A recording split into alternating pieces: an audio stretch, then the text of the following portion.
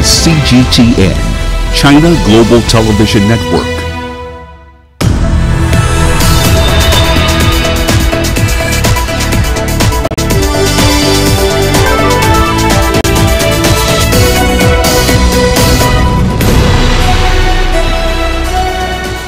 Hello there, welcome to this edition of Global Business Africa. In the course of the hour, we'll run through all the business news stories you need to know about from right across the entire continent and beyond. Let's start the program with a run through the markets here for you, as we always do. A day of red ink, frankly, with the exception of Egypt, which had a stellar day, up 2.8% or so. The NSE 20 essentially back into the doldrums. 2,700 or so points is a relevant number. Remember that bump that we saw in NIC Bank last week Friday, an enormous jump of over 30%? Not today. It closed a day much slower, with a decline of at least 10% on that counter. Here's what's coming up tonight. Egypt wants to prioritize free trade when it takes over the chairmanship of the African Union in 2019. The UK Prime Minister postpones a vote on Brexit that was scheduled for tomorrow.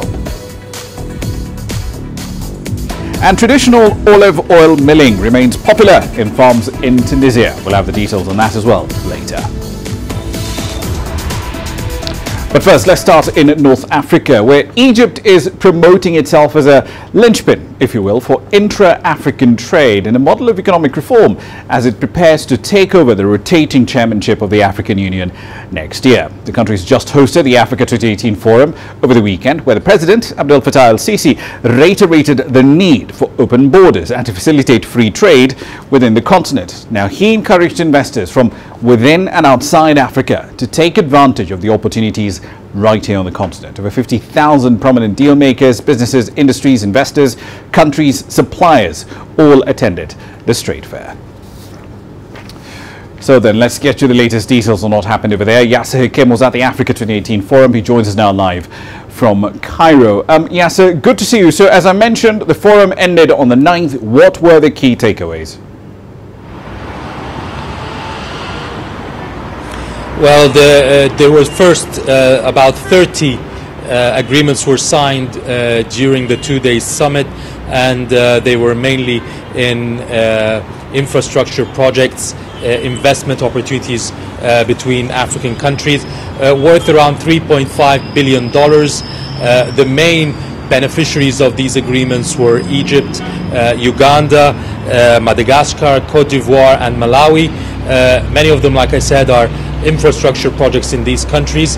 And another issue is also that has been taken up from the summit is that the presence of major financial institutions all at once, and the heads of these financial institutions, such as the IFC of the World Bank, the European Investment Bank, the European Development Bank, the Afrexim Bank, the African Development Bank, Kuwait Fund, and the Arab Fund for Development in Africa. And they've all sat together with officials, businessmen from Africa, from all African countries that have attended, and trying to put together some kind of framework to help ease or facilitate intra-African trade and investments, and try to sort of take off all the obstacles that have stood against the expansion of trade and investments between African nations, which only stands at around 11%, 11 to 14%.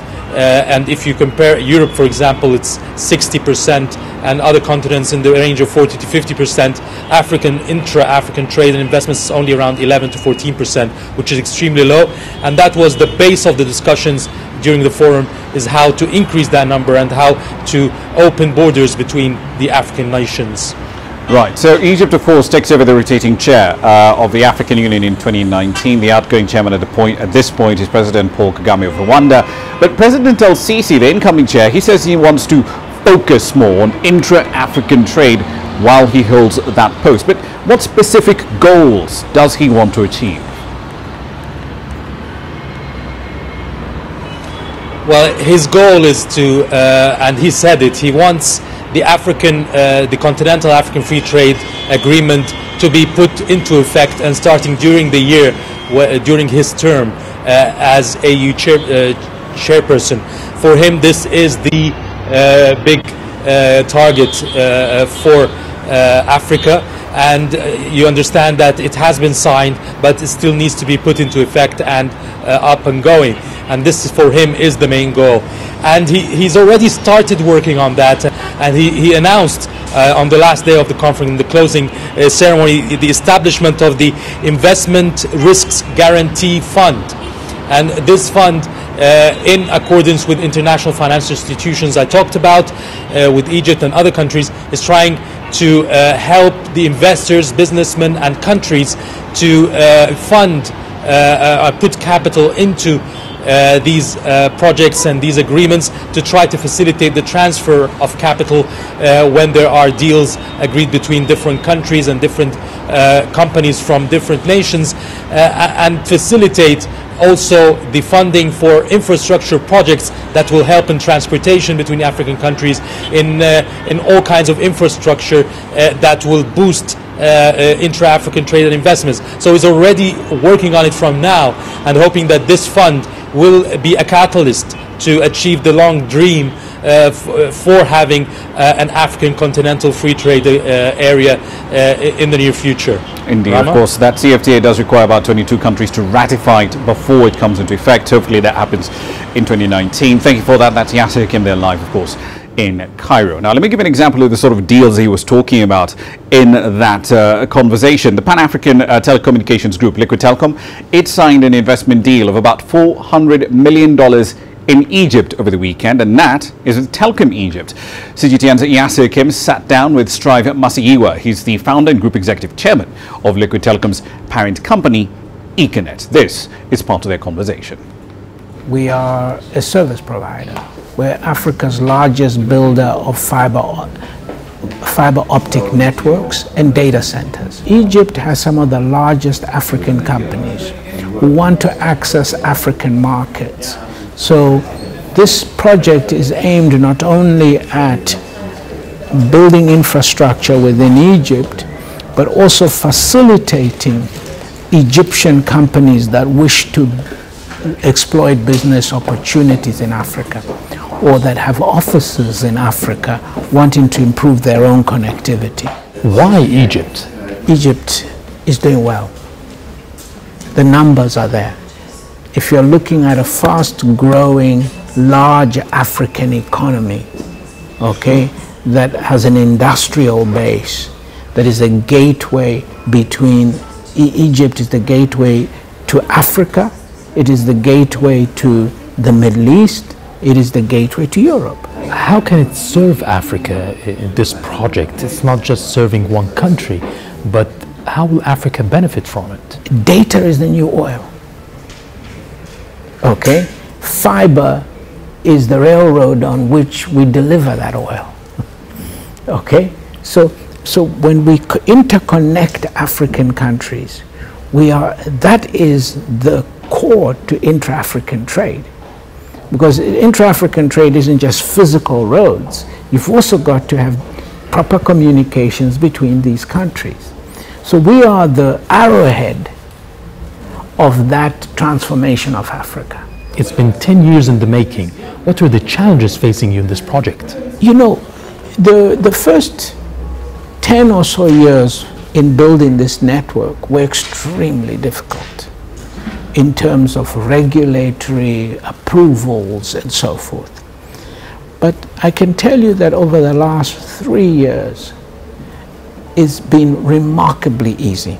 I'm still breathtaken by just how quick they have been, just how strategic they have been, and how the support, we've had support for this all the way from the president himself, the ministers, the whole system has been remarkably efficient and accommodating. Why? Because Africans leaders, people like President Kagame, suddenly realized how important the work we were doing. What's the next step and what's your ambitions in that? Our ambition now is we've completed Cape to Cairo. We are now going from Port Sudan to Abuja. We're going to connect what we call Addis Abuja. We've now reached the border of Nigeria with the help of Huawei. We will be in Nigeria by the end of January. And then we're going to work our way to Dakar.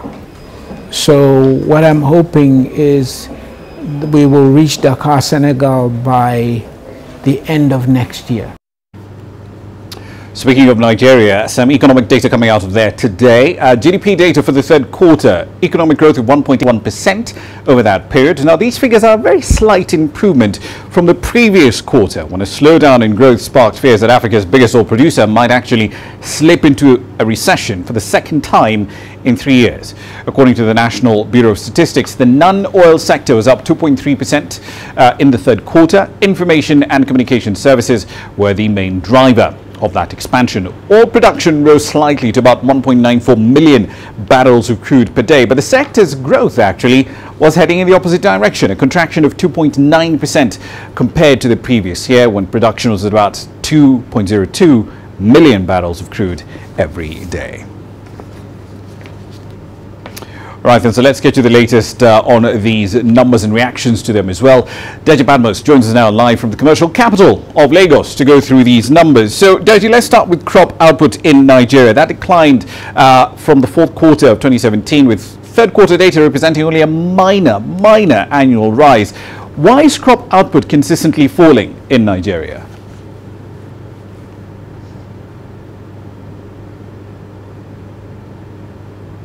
The basic problem would be the fact that Nigeria just not quite long ago we had flooding across the country, and most of the areas affected by this flooding, of course, are basically the areas where the food of this country actually come from. So no question at all that the flooding actually took its toll now on crop yields and what have you.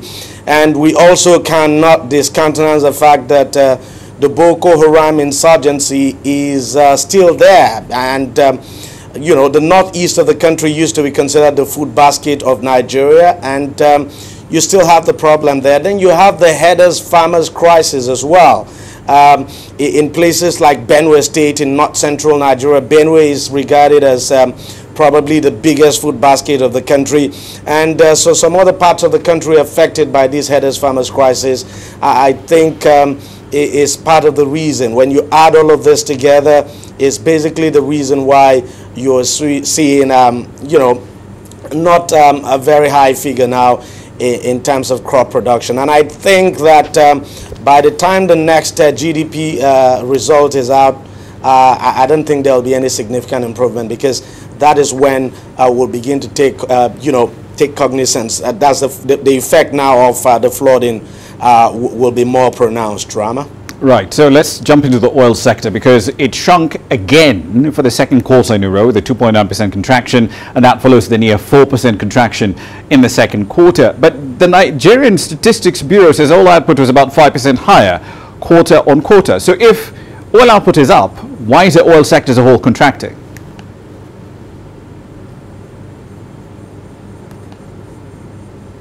Sorry, I didn't get that. Could you come again? Right, so the crude oil sector, right? So we're seeing an increase, according to the numbers from the Nigerian Statistics Bureau, a 5% increase in oil output. But in terms of GDP, the entire sector has been shrinking for 2 consecutive quarters now. So what explains this contradiction in terms?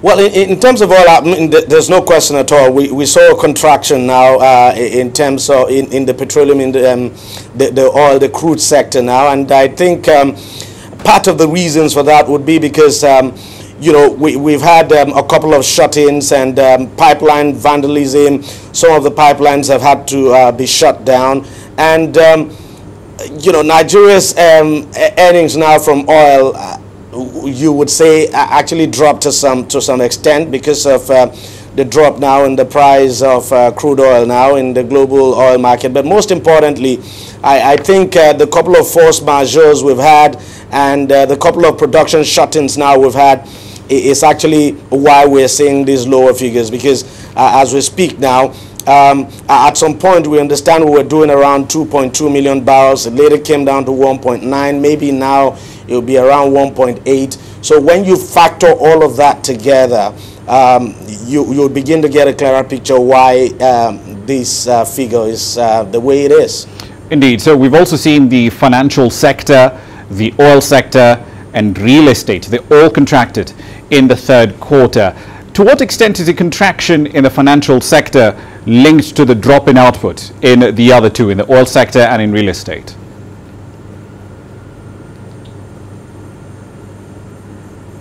Absolutely, no doubt. I mean, you look at what is, the contraction in the financial sector, you would expect that it will have ripple effects now in other sectors. And I think basically the problem, maybe the major problem we have will be the late passage of the 2018 budget. That budget wasn't signed until, by the president now, it wasn't signed until June.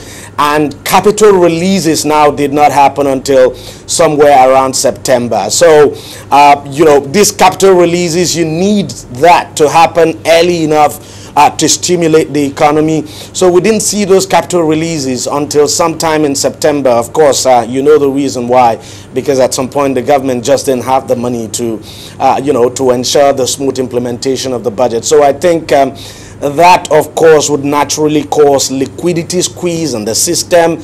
And one of the sectors now that will take a direct hit, of course, will be the financial sector. And that would definitely have a spillover effect now on other sector, and that, I think, it's the reason why things came out the way they came out in this new GDP report. Ramah? Indeed, and of course we'll be talking about the budget in a lot more detail between now and the end of the year. Hopefully you don't have a repeat of that same issue in 2019. We'll leave it there for the time being. Dajiban was there live in Lagos. Time now for a run through some company headlines.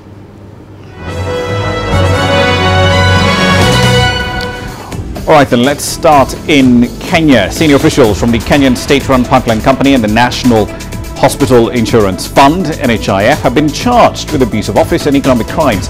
The managing director of the Kenyan Pipeline Company and 5 other individuals were charged with the loss of funds in the construction of a fuel jetty worth some $19 million in the western end of the country. The CEO of the National Hospital Insurance Fund, he's facing charges of irregularly awarding a contract worth $10.7 million. Elsewhere, the South African telecommunications group MTN is still in talks with authorities in Nigeria in a bid to reach an agreement over the alleged repatriation of $8.1 billion out of the country and another $2 billion tax dispute. Now, the case over the movement of the funds is scheduled to be heard on the 12th of December as lawyers have requested for adjournment to pave the way for settlement talks. Now, the court hearing of that $2 billion tax demand is slated for the 7th of February. South Africa's KPMG unit has appealed to be seen as a changed business after being embroiled in major corruption scandals. The company has been previously linked to Gupta-related entities in which billions and billions of rand in government contracts were awarded. Now, the firm set out to perform an overhaul by appointing a new CEO. It's also agreed to repay 47 million rand in fees earned from deals with Gupta-related companies. And the Japanese Prime Minister Shinzo Abe is hoping for a stable alliance among French and Japanese car makers. He's referring there to Renault, Nissan and Mitsubishi after the rearrest and indictment of Nissan Motors' former chair, Carlos Ghosn. He was indicted for underreporting his income, making the firm culpable for the financial misconduct scandal. Now, Renault, Nissan and Mitsubishi have been all combined in an alliance. That's a run through your company headlines.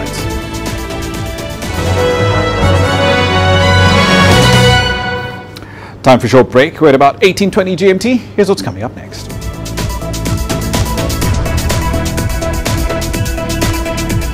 We'll be looking at how mobile connectivity is fueling a rise in e-commerce in Africa.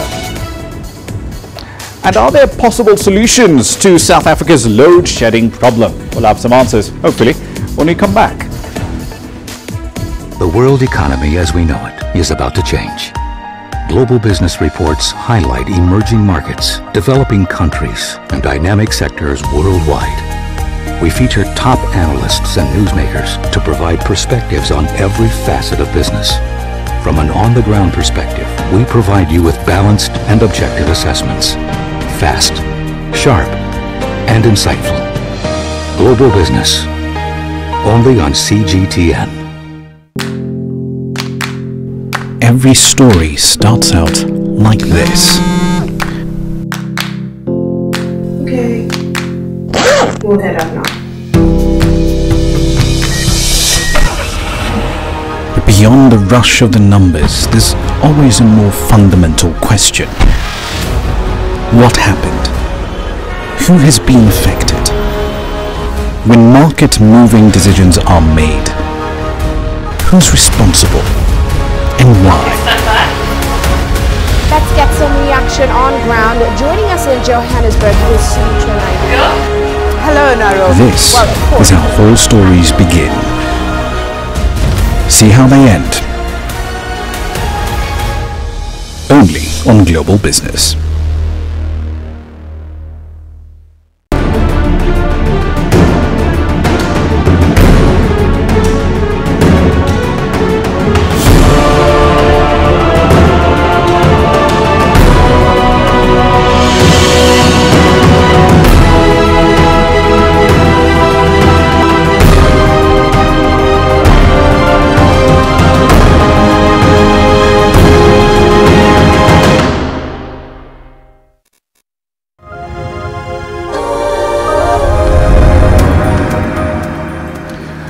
Quick update for you from the DRC. The European Union has extended sanctions against the country's president's chosen successor. Now, those measures include an asset freeze and a ban on entering the EU. Here's Kevin Osbeck with more from Brussels. These sanctions target 14 people, but one of them is the DRC's ruling party candidate, Emmanuel Ramazan Shadary. The EU first slapped sanctions on him last year for human rights violations. He's accused of helping to lead a brutal crackdown on protests. Back in 2016, when President Joseph Kabila refused to step down after his mandate ended, security forces turned violent on anti-government protesters. Voters, though, will return to the polls later this month, and we'll see if they pick Shadary to lead the country. EU foreign ministers have also stressed it is crucial that elections are credible, inclusive, and reflective of the will of the Congolese people. Kevin Osbeck, CGTN, Brussels. Right, then on to the world of e-commerce now. Mobile connectivity is fueling e-commerce in a range of countries, Madagascar, Uganda and Zambia among them. And that all primes them to better engage with the digital economy that's growing right around the world. That's according to 3 reports done by UNCTAD that looked at the prospects in new tech has to boost trade in those 3 African nations. Now, the assessments do offer insights into country-specific things that could help unlock certain areas of the digital economy. Now, all 3 countries are facing a range of challenges in expanding access to ICT, improving infrastructure in that respect, improving trade logistics and access to financing for e-commerce ventures too. The governments of all 3 countries have welcomed these new assessments at a special ministerial roundtable at the opening of the Africa E-commerce Week in the Kenyan capital, Nairobi. All right, then, so let's dig a little deeper into this particular subject, especially with regard to SMEs and the opportunity it has to grow those enterprises across the board. Anja Gonzalez is the Executive Director of the International Trade Center. She's live with me in studio tonight. Thank you for your time. A pleasure. All right, so we've seen e-commerce enterprises spring up on a very individual country-by-country basis. You can think of Safaricom and Masoko here, Jumi operating in 14 different countries, but they're often very individual markets. So why aren't we seeing the rise of regional e-commerce markets in Africa? I think there are 3 reasons for this. The first one is that markets in Africa are still too fragmented from a regulatory point of view. They don't have the same regulations on logistics, on cross-border payments, and electronic commerce is fueled also by electronic payment systems, consumer protection, so fragmentation of markets. Second, the fact that there is not, in my view, enough disruptive innovation, which is what is going to generate this more regionally integrated approach. And 3, the fact that still 1 out of 4 Africans is connected to the internet, but there's still 3 to be connected. So connectivity is still an issue, including for regional international trade. With respect to the question of disruptive innovation, is that because the ideas aren't there, or is it a question of we're not getting the capital to those ideas and actually turning them into viable businesses? This continent has amazing human capital, amazing youth, amazing creativity, but the ecosystem is yet not there to support these businesses from moving to the next level. It's got to do with capital, credit, but it's also got to do with, you know, inventing and thinking of products that you're going to take to markets, marketable digital entrepreneurship. It's good to be innovative, but you've got to have this marketable dimension of your innovation. Is what I'm providing to the market something I can sell. That's exactly right, and that the market is interested in buying. Right. An interesting idea that did happen, I believe this was in October before we met at the CIIE. Alibaba struck this interesting deal with the government of Rwanda that now allows individuals in mainland China to buy goods directly from businesses, SMEs, large ones in Rwanda. But using that as a template, if we use that as our starting point, what can governments elsewhere in the continent do in a similar manner to grow e-commerce? Foster digital entrepreneurship. You have the highway, but you now need to have the entrepreneurs that are going to be able to move along that highway. Rwanda has positioned a very interesting sector in Alibaba's platform, and this is tourism services for high-end Chinese consumers.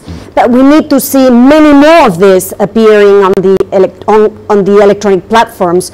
It can be online educational services, it can be payment services, it can be clinical, medical solutions. So all of this is what needs to be nurtured, is the entrepreneurship of the electronic commerce, is the companies that are going to offer in the market the kinds of goods and more the kinds of services that consumers want to buy on the platforms. I brought with me here to Nairobi 8 amazing companies from Uganda that are active in all these areas, just to demonstrate that this entrepreneurship is there. We need to take it to the next level. Right, one last question for you very quickly. Inevitably, with this sort of thing, disputes will emerge, right, over good standards, over consumer protection, over taxes as well. To what extent is the WTO able to act as an arbiter in those sort of disputes? And if it's not ready or fit for purpose, what do we need to do? Well, the G20 said it very clearly last week. What we have to do is reform the WTO so that its rules are more relevant to the realities of trade in the 21st century. And those realities have a lot to do with electronic commerce, where the rules of international trade are not yet up to the standards that are required. So one big ingredient in the reform of the WTO should be to look more at electronic commerce, and what it implies and what it entails. And this is where Africa has an amazing opportunity for the first time in history to shape these rules, as they shape those rules for the Continental Free Trade Agreement in Africa. So 2 for the price of 1. Make your voice heard, engage in the negotiations, and ensure that the rules that come out also respond to your interests. Unique opportunity. All right, I'll leave it there for the time being. Thank you very much for your time. A pleasure. We've been speaking, of course, to Arantxa Gonzalez. She's the Executive Director of the International Trade Center. Now then, load shedding. That's become part of life for many South Africans, but there are no immediate or easy solutions to this hurdle, especially with respect to economic growth. And it will create jobs for millions of unemployed citizens over the long run. Angela Coppola explains. Experts estimate that between now and 2035, up to 75% of South Africa's power stations will have to be replaced. We've really done everything with hydro we can. And of course, coal has got this problem of CO2 emissions that we as a country has decided to limit. And I'm not thinking that we should get rid of coal altogether, but that's unfortunately, we can't just go out and expand it totally. So it leaves the room for quite a bit of nuclear to be put in place. Unfortunately, we're a little late. There has been too much fighting in the last 10 years about the movement of getting nuclear in place to solve that problem in the short term. South Africa has had nuclear power for several decades. In that time, the construction and other costs have been paid off. South Africa's cheapest electricity is the nuclear electricity from Coburg, far cheaper than anything else.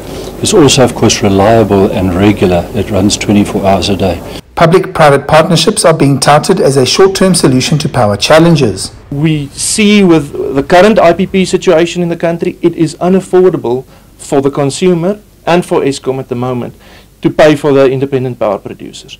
They are making money by the bucket loads, and at the moment the country is suffering from that. So I'm thinking a 70-30 private-public partnership. The government's power supply plan calls for a mix of energy sources, but doesn't include nuclear at the moment because of exorbitant costs, estimated at around $72 billion over the next 15 years.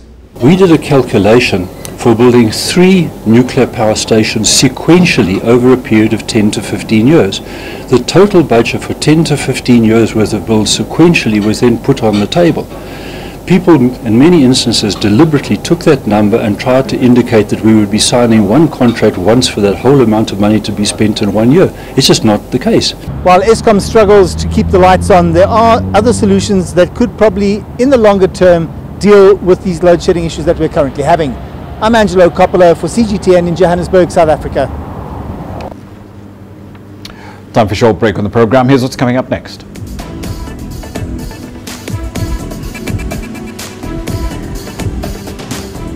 With the UK Prime Minister postponing a vote on the Brexit deal she negotiated, where next for the UK? And we'll tell you how climate change will affect things like beer production. All that and more is in the pipeline.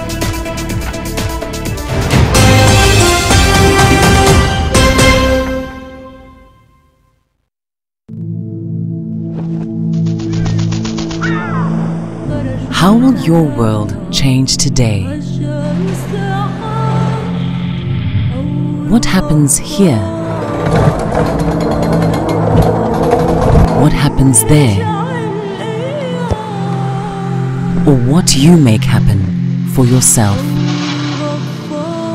If it matters to you, it matters to us too. Your stories are the stories that need to be told. Africa Live. Find your voice.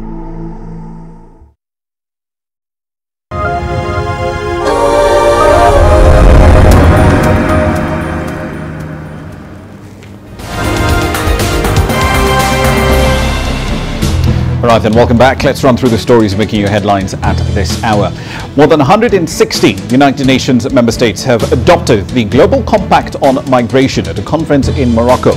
Even though 10 nations have pulled out of the compact, the UN says others are still in consultation with their respective legislatures. The European Union has also extended sanctions against DRC President Joseph Kabila's chosen successor. Those measures include an asset freeze and a ban on getting into the EU. The DRC's ruling coalition says the measures against Emmanuel Shadari are politically motivated. This year's Nobel Peace Prize winners Denis Mukwege and Nadia Murad have collected their awards in Norway's capital, Oslo. Both laureates called on the world to do a lot more to end the practice of rape as a tool of war. That's a run through your headlines.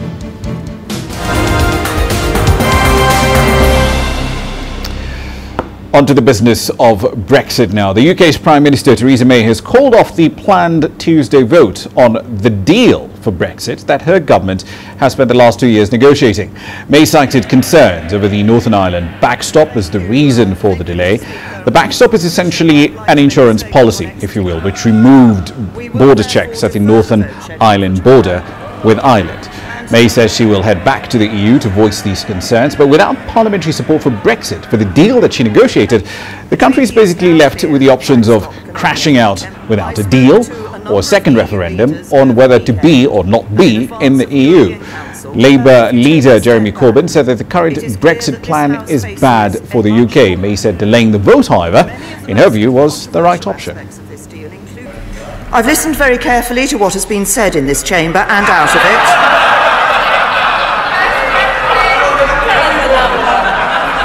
To what has been said in this chamber and out of it by members from all sides. From listening to those views, it is clear that while there is broad support for many of the key aspects of the deal,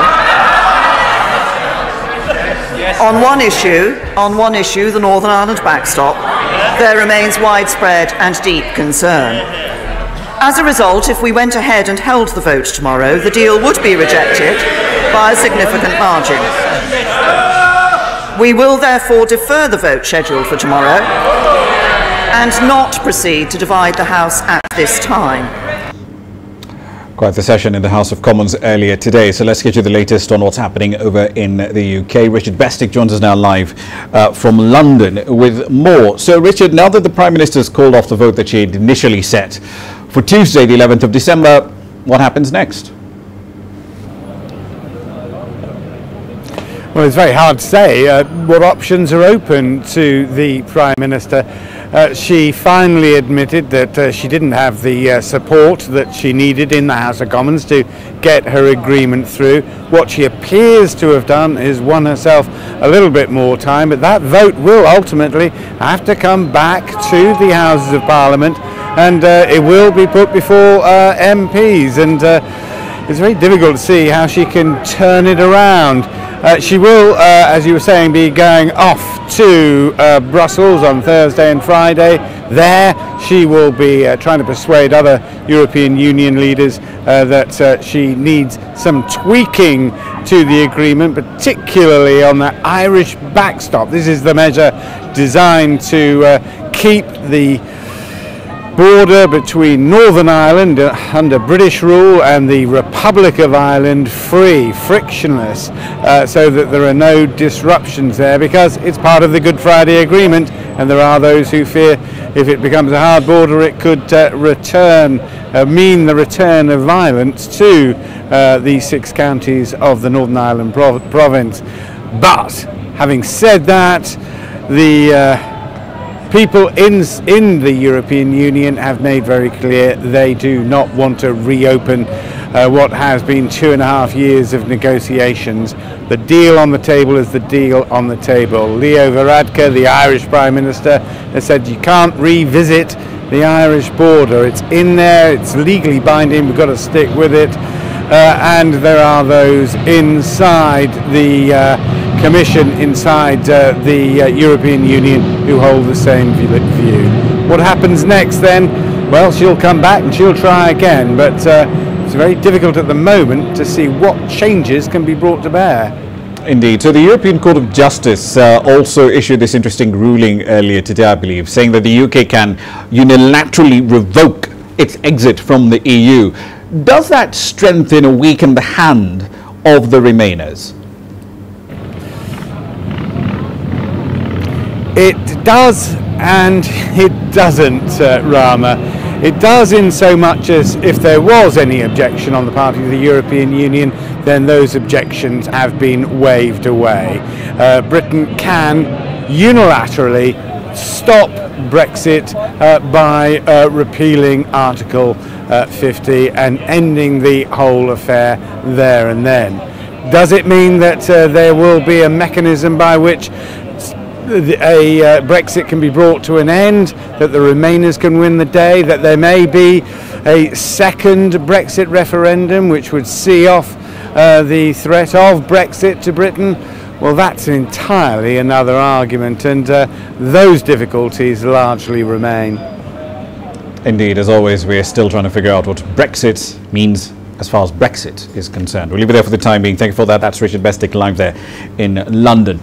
Let's cross the Atlantic, shall we? Huawei's Chief Financial Officer, Meng Wanzhou, was detained last week, as we reported, in Canada at the request of the United States. However, Beijing has been pretty critical of how Canada is handling her case. Take a look.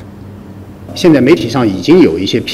are media reports revealing details of Meng Wanzhou's treatment in custody, including possible inhumane measures, such as not providing her with basic medical care. We believe this is inhumane and infringes on her human rights. Canada did not immediately inform Beijing of the detention in accordance with their bilateral consular treaty. US-based Honda Aircraft is having a homecoming of sorts, if you will. The manufacturer of private jets has now started accepting orders in Japan for its new Honda Jet Elite after winning government approval to compete in the Japanese domestic market. But with its compact landmass and easily accessible bullet trains, is there really a market for private aircraft in Japan? CGTN's Steve Ross has more from Tokyo.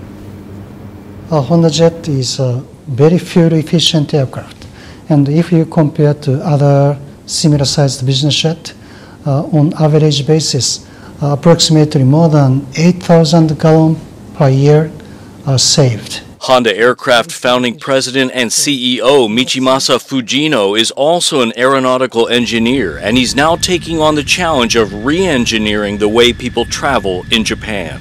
Since June, Honda Jet has been accepting orders in Japan for the $5.25 million Honda Jet Elite that seats 6 plus pilot. Features setting it apart from competitors include its over-the-wing engine mounts, which reduce internal noise levels, composite fuselage, and custom sound system. While Honda Jet promises value and efficiency like that of the company's consumer products, there remain significant regulatory hurdles to overcome.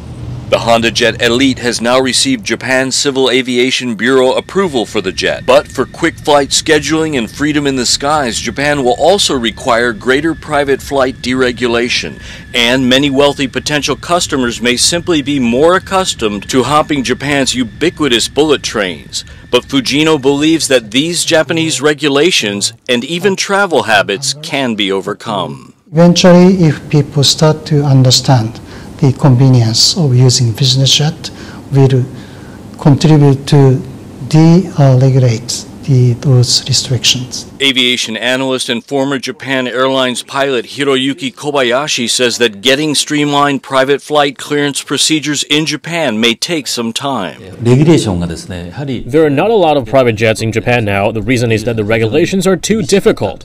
The procedures required are also complex. One faces many obstacles in flying private jets. Kobayashi also sees private jet aviation as an issue of consumer acceptance, deeply tied to Japan's economic performance and corporate culture. For top business leaders, face-to-face meetings are key, and they need to travel more widely and quickly than commercial carriers. And the private jet cabin can be used as a flying conference room. Honda Jet's ambitions in Japan are part of a wider Asian marketing effort that includes China, a country that poses similar issues and possibly far greater rewards. This is more like a chicken and egg. If demand exists, especially like China, once they decided, the action is very quick. I think there is definitely demand there. So I think Chinese market is a great potential for Honda Jet in the future too. Steve Ross, CGTN, Tokyo. The price of beer could be on the rise because of, wait for it, climate change.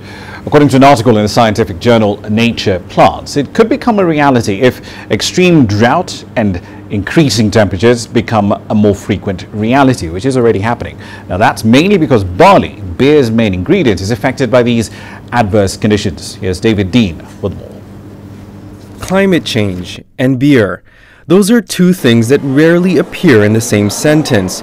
But according to an article in Nature Plants, if the earth gets warmer, that Friday night drink of yours might just get pricier. Extreme weather conditions such as drought or heat will impact barley production. Barley is irreplaceable in beer brewing. So if barley production drops, beer production will also drop, and beer might get more expensive. Dr. Xie is one of the authors of the article. The team used mathematical models to simulate the effect of extreme events, such as extreme drought on barley production. Beer quality depends on the quality of the barley malt. If the barley doesn't get enough water while the grain is growing to fill the kernel, the quality of the protein and carbohydrate fall. Drought has led the world barley production to experience drops from time to time. Barley production in Europe experienced a 30% to 40% drop this summer in regions such as Scandinavia and northern Germany. However, Wang says these levels of fluctuations are manageable for the beer industry. We source our barley globally. Barley producing regions include North America, Europe, Australia, and northeastern China. If production in one region fails, we can make it up by importing more from other regions. Changes in regional production might be manageable now, but if climate change gets out of control, the impact will be global. As Dr. Xie points out, the impact of climate change will not only be limited to staple crops. We are only using beer as an example. In developing countries like China, per capita consumption of staple crops is dropping, but that of products like dairy, meat, and beer is rising. So we should also pay more attention to the impact of climate change on high added value agricultural products. Beer, arguably not essential for human survival, occupies a major part in culture and celebration around the world, giving people yet one more reason to care more about climate change. David Dean, CGTN. All right, then a quick run through commodity prices here for you. So let's zero in on crude oil briefly, if we will. There you go. 60.75 is a relevant number. Now, if you'll recall, after OPEC and the OPEC Plus meeting last week, Thursday and Friday, we were at around $63 a barrel on Brent crude futures. So what's happened since then? A couple of things. So the data coming out of China on the economic side, that's disappointing. Of course, the trade tiff between China and the United States still feeding essentially into the broader narrative that we might not necessarily see an uptick in economic growth and therefore demand for energy, and that in part is the reason why we're at 60.75 at the moment. Here's what's coming up next.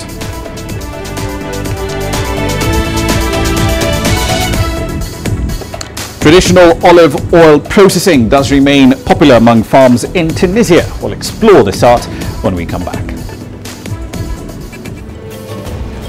There's more to this place than just glorious landscapes. There's more to it than just, say, Table Mountain or glorious, endless salt flats. There's more to it than countries that are home to some of the deepest mines in the world. There is so much more to this place, even if it is home to some of the finest diamonds on the planet. It is the sheer diversity of the people who call Southern Africa home, and the relentless drive to make it a better place that make it so special. And we know that because this too is home.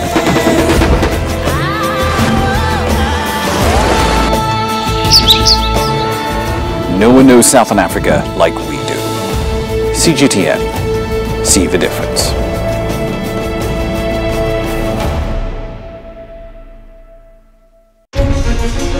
Images may appear to be identical, but looks can be deceiving. The difference is not always obvious. It has to be discovered. There are always different sides to a story. We put the focus on the details. To see more, to understand better. CGTN. See the difference. The greatest journeys, the greatest sights, the greatest adventures. Here in Fanata, this weir allows the locals to walk on water. We're far more than just TV news. We're your passport to the wonders of Africa. To bring you stories of struggle, survival and hope.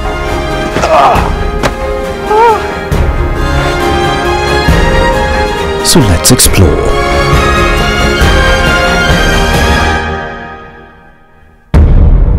CGTN, see the difference.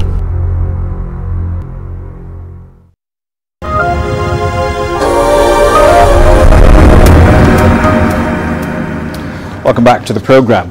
An international cartoon festival has wrapped up in the Congolese capital, Brazzaville. Now, the event not only aims to promote Congolese and international graphic artists, it's also a celebration of creativity, cartoons, digital art, and video games.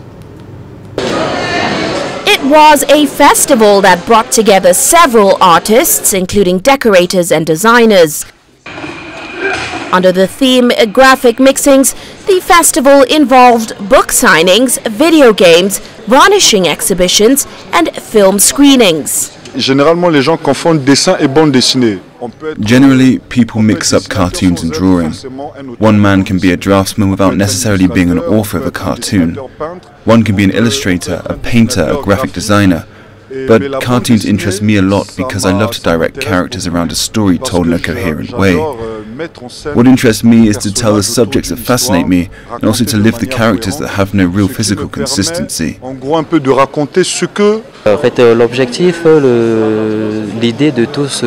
I decorate shoes and other objects.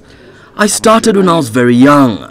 I had problems with worn-out shoes, so instead of throwing them in the garbage, I gave them a new life. My designs pleased people. This year, the event also attracted many foreign visitors who came to celebrate African art. What struck me the most is seeing African talent that is a little rare at the international level. During these 4 days, they have had at least the opportunity to put forward all their knowledge. Since the launch of the festival in 2015, the Congo art and design field has witnessed tremendous growth. The founders of the festival seek to extend this event beyond the West African region. Ucheo Koronkwo, CGTN. Now, the Africa 2018 Forum in Sharm el-Sheikh in Egypt was about business for Africa, and on the sidelines of the event was an event called the Young Entrepreneurs Day. Panel discussions there focus on the means to encourage and support young entrepreneurs across the continent. CGTN's Yasser Hakim was there. Yasin Iddi is a young Tanzanian innovator who is in Sharm el-Sheikh seeking funding for his new project back home. Evergreen East Africa is a startup company that recycles waste and plastic material and processing it together in artificial woods, and then we create furniture from the waste. Evergreen was founded by two young Tanzanian, most innovative and entrepreneur, myself and my lovely sister Ash Abbas. He says it's very tough for a young African entrepreneur to find any source of funding or investors who can believe in his ideas. My target is to reach up to 20 to 50 tons per week. So the problem still on me is all about the capital and area or space for operation. And as you know, I'm working under manual working processing, so it is manual. And you know the manual processing, it takes a long time. Technology for me and the goods machine, we can reach the goal. He is one of millions who are seeking better living conditions by setting up small businesses. However, there are multiple challenges, mainly market access and market finance. Experts at the forum emphasized the need by the African governments to facilitate market penetration of products from different African countries. Becoming bigger, you need to have access to markets, and access to markets is actually in the hands of government. Governments need to actually step up now. We heard earlier that there's a 51 country agreement to create a free trade area in Africa. We need it to happen. It needs to be implemented. Technology has made it easier to establish SMEs and market it through the internet. But the government facilities are still lacking. Governments need to also understand how are we going to get our young people who are graduating from our universities, who have aspirations, who have dreams, who want to build businesses, how do we actually ease their life and make sure that they're able to do whatever they want to do quickly and the lowest cost possible. Youth in Africa have the talent for innovation and technology, and some foreign investors are capitalizing on it. We knew that there was really unbelievable talent on the continent and untapped talent, and we see that validated every single day. So we've had over 100,000 applications to our company, Andela. We accept just under 1% of those, and so it is top software developer talent. But those people are in the top % of problem solvers and in the top % of IQ. And they're working for clients, North American clients, clients in Asia, clients in Europe. Experts believe that there is huge potential in Africa for young entrepreneurs. However, what is needed is the proper tools and regulations from the state and the community to help the youth succeed in business. Yas Hakim for CGTN, Sharm el-Sheikh, Egypt. Now, the olive picking season is one of the favorite periods for farmers and landowners in Tunisia. The governorate of El Kef is well known for preserving ancestral traditions of harvesting olives and then extracting extra virgin olive oil in the traditional way. CGTN's Alan Chuachi has that story for Grassroots tonight. The olive harvesting season kicked off this week in the mountainous region of Essirs, northwest of Tunisia. Every day, Qais walks for miles from a distant village to reach his farm. Modern machines have never been used in this area. People here cling to hand-picking traditions. I inherited 600 trees from my ancestors. I'm harvesting in the same old way. I know that technology has revolutionized agriculture, but I love olive trees. I cannot hurt them with machine noise. Over centuries, many families have survived on olive oil. The sacred trees have always been generous to the impoverished population. Bujama remembers his first harvest during the Second World War. Planting olive trees was not only for fun, it was also a matter of survival in this remote region. King chimney in this town, it is the symbol of one of the few remaining traditional olive oil mills in the North African state. Here, olive oil extraction is believed to be an art and a gift, which require patience and skill. The olives are washed, a paste of olives is obtained using millstones, the paste is pressed over circular mats, the juice is transferred into a recipient. When the unwanted particles settle at the bottom, olive oil is transferred into the bottles. Many landowners prefer this traditional mill to modern ones. Here, tasting the organic extra virgin olive oil with homemade bread is still an exceptional experience. It is a pure and genuine Mediterranean tradition. When olive oil is extracted according to traditions, it is healthier. The golden liquid remains tasty and shiny for 12 months or more. I've never used any drug from a pharmacy. Olive oil is my cure. There are hundreds of centenary olive trees in El Kef region. Many Tunisians have accredited their longevity and youthfulness to olive oil. The Minister of Agriculture estimates that next season will yield 140 to 160,000 tons of olive oil. Tunisia was the world's second largest producer in 2018. Aden Shawishi, CGTN, El Kef, Tunisia. All right, then a quick run through the currencies here for you. The rand is in focus. If you look at the last three sessions, it's basically given up something on the order of about 1.6, 1.7% to the dollar so far. It's in fact a little weaker than this. 14.40 is the number we're seeing on the Bloomberg terminal at the moment. It's bearing the brunt really of all this EM currencies that are weakening at this point in time. Will it still be at these levels at the end of the week? We'll find out and update you. Those are your currencies, and this has been this edition of Global Business Africa. As always, we'd like in the Kenyan capital, Nairobi. Thank you for your company in the last hour. The World Today is up next from Washington, D.C.